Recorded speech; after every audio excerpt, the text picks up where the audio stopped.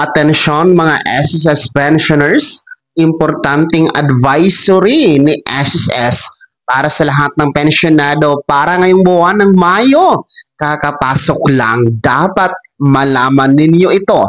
Pag-uusapan natin dito sa video. Hold up.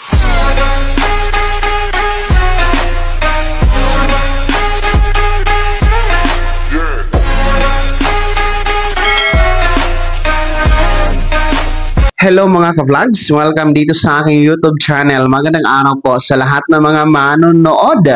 Saan po kayong dako sa mundo? Kumusta mga ka-vlogs? Kakapasok lang importanteng advisory ni SSS sa lahat ng mga pensyonado para sa buwan na ito ng Mayo. Dapat alam nyo ito ha, mga pensyonado. Mamaya-maya, pag-uusapan natin. Pero bago ang lahat, kung bago ka pa lang dito sa aking YouTube channel, o di kaya hindi ka pa nakasubscribe, abay, click nyo muna ang ating subscribe button na nasa baba. Huwag nyo kalimutan na pindutin ang notification bell. Ilagay nyo po sa all para naman updated ka sa lahat ng mga videos na aking i-upload. So, eto na nga po, makinig kayo mga pensyonado ng SSS sapagkat kakapasok lang importanteng advisory para sa inyo ni SSS na dapat gawin itong buwan ng Mayo or bago matapos itong buwan ng Mayo.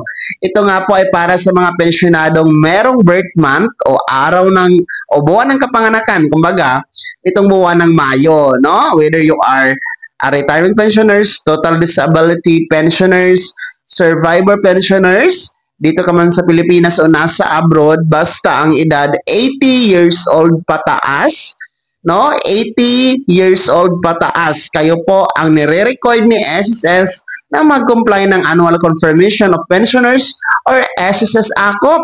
Ito po yung reporting. Taunang reporting po ng mga pensyonado kay SSS na 80 anyos pataas para matiyak na SSS na talagang buhay pa kayo, na talagang tamang tao po ang tumatanggap ng pensyon buwan-buwan. So ayon po ito ha sa SSS Circular 2023-013, yung may subject na Annual Confirmation of Pensioners Program mga ka-vlogs. Kaya paalala ito na mahalaga para sa inyo mga pensyonadong nagdiriwang o magdiriwang ng kaarawan nitong buwan ng Mayo. Dapat i-comply nyo ito bago matapos ang buwan na ito, no? On or before May 31. Pero kung ako sa inyo, ay dapat simulan nyo na ngayon pa lang, no? Huwag nyo nang paabutin ang deadline na May 31. Nang sa ganon, sigurado po na makomply ang ACOP, hindi makalimutan at di maabutan sa deadline, no? Dahil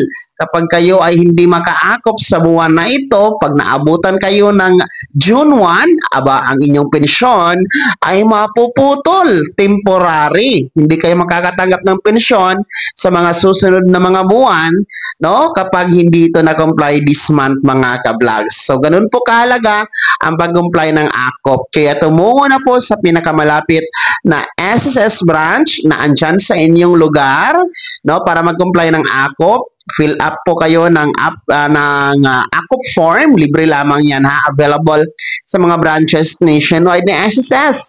O di kayo naman po mag-video conference kayo para sa mga nasa abroad, no? Pwede ang video conference, mag-email kayo kay SSS, no? To comply your ACOP, and then sa SSS naman po ay magre-reply sa inyo para sa schedule ng inyong ACOP. Philippine Standard Time po ang gagamitin kapag mag-video conference tayo na sa mga OFW natin. And pwede din po mag-comply ng ACOP sa mga selected banks na diniklara po ni SSS.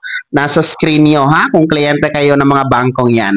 Tandaan din po, kung dalawa ang inyong pensyon kay SSS na tinatanggap, halimbawa kayo ay retirement pensioners, tapos at the same time survivor pensioners din po kayo, aba kailangan po ng dalawang ACOP form, no? Dalawang ACOP form report ang isasubmit ninyo kay SSS. So, napakalagang advisory ito. Gawin nyo na ngayon pa lang or bago matapos ang buwan na ito ng Mayo, ha? Mga SSS pensioners na merong birth month itong buwan ng Mayo, ang annual confirmation po of pensioners or ACOP ay kailangan ninyong ma-comply mga pensyonado para tuloy-tuloy ang pagtanggap ng buwan ng pensyon. Kaya naman mga SSS pensioners, ano po yung komento at reaction sa balitang ito? Sino sa inyo dito ang merong birth month o magdiriwang ng birthday nitong buwan ng Mayo na 80 anyos pataas? Pakikomento naman sa comment section na nasa baba. Pakilakip ng buong pangalan at kung taga saan kayo. Oy, happy birthday po sa mga magdiriwang sa buwan na ito ng kanilang kaarawan. Bago ako magtapos sa video na to, kung gusto niyo pong sumuporta sa aking YouTube channel, maaari niyo pong i-click ang ating super thanks button na nasa baba. Sa mga gusto maging miyembro, pwede po i-click niyo po ating join button. Maraming perks dyan mga ka-vlogs. Be my member now. Sana naging gabay ang video na to kahit paano napag-uusapan natin ang mga mahalagang bagay-bagay na may kinalaman sa pagiging miyembro, benepisyaryo at pensyonado sa SSS.